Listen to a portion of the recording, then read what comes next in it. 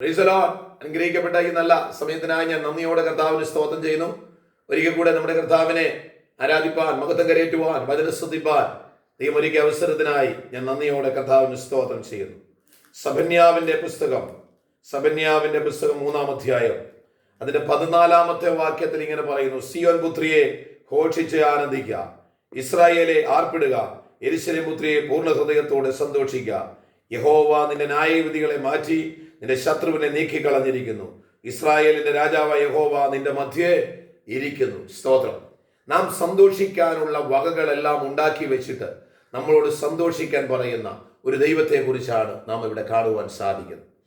നമുക്കറിയാം, മാനുഷികമായ നിലയിൽ നമ്മൾ ദുഃഖത്തിലായിരിക്കുമ്പോൾ, പ്രയാസപ്പെട്ടിരിക്കുമ്പോൾ ചില മനുഷ്യരൊക്കെ നമ്മുടെ അടുത്ത് വന്ന് നമ്മുടെ തോളത്ത് തട്ടിയിട്ട് പറയും, ഓക്കെ, ഞാൻ പ്രാർത്ഥിച്ചോളാം, ദൈവം അനുഗ്രഹിക്കട്ടെ എന്ന് പറഞ്ഞിട്ട് പോകും.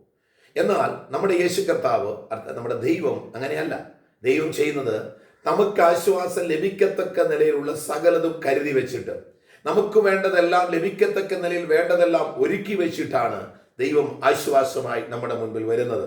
നമ്മളോട് പറയുകയാണ്, സിയോൻ പുത്രിയെ നിങ്ങൾ ഘോഷിച്ചാനന്ദിക്കുക. അല്ലേ?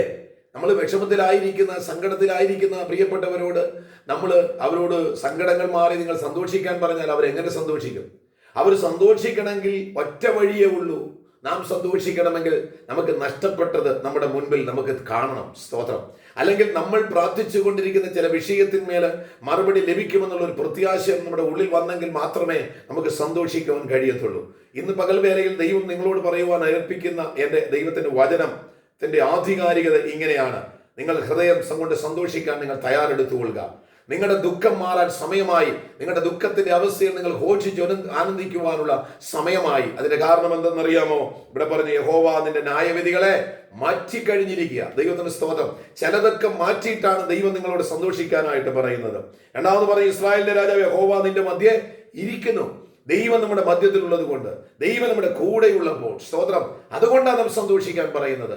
നമ്മൾ ഒറ്റയ്ക്കിരിക്കുമ്പോൾ സന്തോഷിക്കാനല്ല, നമ്മുടെ കൂടെ ഇരിക്കുന്ന ഒരു ദൈവമുണ്ട് എന്ന് ഓർപ്പിച്ച്. എന്ന് പറഞ്ഞാൽ, മരുഭൂമിയിൽ കൂടെ നീ യാത്ര ചെയ്യുമ്പോൾ, കൊടും വനത്തിലൂടെ നീ യാത്ര ചെയ്യുമ്പോൾ, ഏകനായി നീ യാത്ര ചെയ്യുമ്പോൾ, ആരുമില്ലാതെ ഭാരപ്പെട്ട് തളർന്ന് തലയിലുള്ള ചുമട് വഹിപ്പാൻ ഒരു സഹായത്തിനായി ആരുമില്ലാതെ മുൻപോട്ട് പോകുമ്പോൾ, ഒരു കുടുംബത്തിന്റെ ഭാരം മൊത്തം നമ്മുടെ തലയിൽ വെച്ചുകൊണ്ട് യാത്ര ചെയ്തു പോകുമ്പോൾ, ഒരു ബിസിനസിന്റെ ഭാരം മൊത്തം അതിന്റെ ടെൻഷൻ കയറി അത് വ്യാകുലതപ്പെട്ട് മുൻപോട്ട് പോകുമ്പോൾ, ആരും സഹായത്തിനായി ഇല്ലായിരിക്കുന്ന സാഹചര്യത്തിൽ ദൈവത്തിന്റെ സാന്നിധ്യം നിന്റെ കൂടെയുണ്ട്. വന്നിട്ട് പറയും, യേശു കർത്താവ് പറയുന്നു, നീ ഇനിയും സന്തോഷിക്കുക.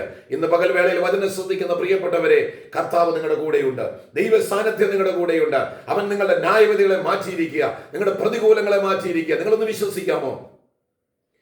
വിശ്വസിക്കാമോ?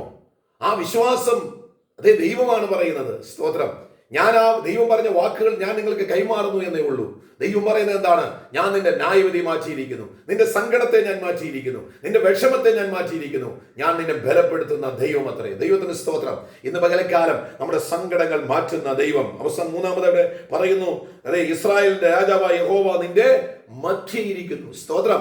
ദൈവം നമ്മുടെ മധ്യത്തിൽ വന്നിട്ടാണ് ദൈവം നമ്മളോട് പറയുന്നത്, നീ സന്തോഷിക്കാൻ പറയുന്നത്. മാറി നിന്നുകൊണ്ട് നമ്മളോട് കൽപ്പിക്കുന്ന ദൈവമല്ല. നിന്റെ സങ്കടത്തിലേക്ക് ഇറങ്ങി വന്ന്, നിന്റെ ഇല്ലായ്മയിലേക്ക് ഇറങ്ങി വന്ന്, പത്രോസിന്റെ ശൂന്യമായ പടകിലേക്ക് കയറിയിരുന്നു കൊണ്ടാണ് പത്രോസിനോട് പറയുന്നു വലയിറക്കാൻ പറഞ്ഞത്. ദൈവത്തിന് സ്തോത്രം. കടലിന്റെ മീതെ നടന്നുകൊണ്ടാണ് പത്രോസിനോട് പറഞ്ഞു, പത്രോസ് നീ കടലിൽ കൂടെ നടക്കാനായി പറയുന്നത്. ദൈവത്തിന് സ്തോത്രം. ഇന്ന് പകൽവേളയിൽ ദൈവത്തിന്റെ പരിശുദ്ധാത്മാവ് പറയുന്നു, നമുക്ക് വേണ്ടി ചിലത് ഒരുക്കി വെച്ചിട്ട്, നമുക്ക് വേണ്ടി ചിലത് കരുതി വെച്ചിട്ടാണ് ദൈവം നമ്മളെ മാടി വിളിക്കുന്നത്. ആ ദൈവത്തിന്റെ ശബ്ദം കേട്ട് യേശുവിന്റെ അടുത്തേക്ക് വരുവാൻ നിങ്ങൾ എത്ര പേർ തയ്യാറാണ്?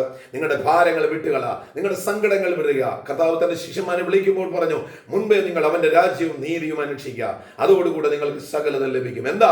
ദൈവം ചിലത് അവിടെ കരുതി വെച്ചിരിക്കുക. നമുക്ക് മുൻപോട്ട് ഓടാം, നമുക്ക് മുൻപോട്ട് യാത്ര ചെയ്യാം. പ്രതികൂലങ്ങൾ മാറും, പ്രയാസങ്ങൾ മാറും, സങ്കടപ്പെടുന്നതൊന്നും സംഭവിക്കത്തില്ല. അതിനപ്പുറമായി സന്തോഷകരമായ ചിലത് നമ്മുടെ ജീവിതത്തിൽ സംഭവിക്കും.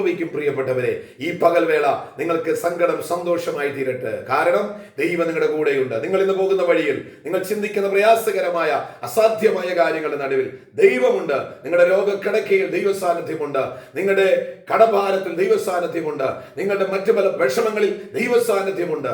നിങ്ങളുടെ പാപപ്രവൃത്തി നിന്ന് വിടുവിക്കുവാൻ ദൈവത്തിന്റെ സാന്നിധ്യം ഇറങ്ങി വരുമ്പോൾ, ഇന്ന് പകൽക്കാല സങ്കടങ്ങൾ അറിയുന്ന ദൈവത്തെ നെഞ്ചോട് ചേർത്ത് പിടിച്ച് ദൈവത്തോട് പ്രാർത്ഥിച്ച് നിങ്ങൾ മുൻപോട്ട് പോകുന്നുവെങ്കിൽ എല്ലാ പ്രതികൂല പ്രതികൂലങ്ങൾ ഇന്ന് പകൽക്കാലം മാറും. ഈ പകൽക്കാലം ദൈവം അതിനായി നിങ്ങളെ സഹായിക്കട്ടെ, അനുഗ്രഹിക്കട്ടെ എന്ന് ഓർപ്പിക്കുന്നു. ഈ വചനം നിങ്ങൾക്ക് അനുഗ്രഹമായെങ്കിൽ നിങ്ങൾ എൻ്റെ ഈ ചാനൽ സബ്സ്ക്രൈബ് ചെയ്യുക, നിങ്ങൾ ഇത് മറ്റുള്ളവർക്ക് ഷെയർ ചെയ്യുക, നിങ്ങൾ ലൈക്ക് ചെയ്യുക. ദൈവം ഈ വചനങ്ങളാൽ നിങ്ങളെല്ലാവരെയും അനുഗ്രഹിക്കുമാറാകട്ടെ. ആമേൻ. സ്തോത്രം.